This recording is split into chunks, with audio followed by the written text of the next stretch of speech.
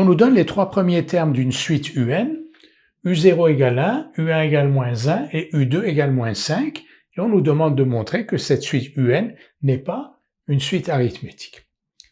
On a vu que l'on caractérisait une suite arithmétique par le fait que pour tout n, un plus 1 moins un était égal à r, à une constante r qui était la raison de la suite.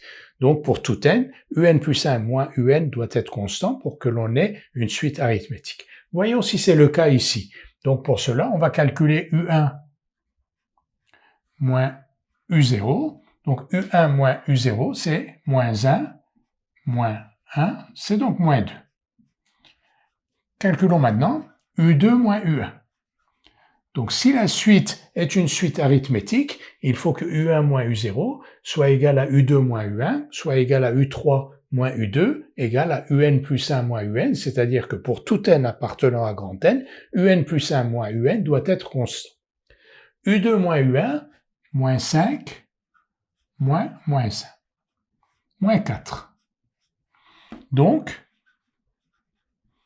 U1 moins U0 est différent de U2 moins U1, et donc UN plus 1 moins UN n'est pas constant quel que soit n, puisque déjà U1 moins U0 est différent de U2 moins U1.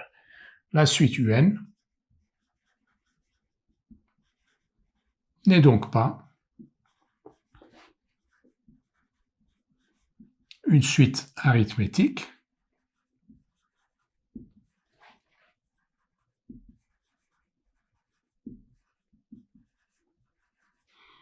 on peut donc ici rajouter, car la condition UN plus 1 moins UN égale R pour tout n appartenant à grand N n'est pas satisfaite.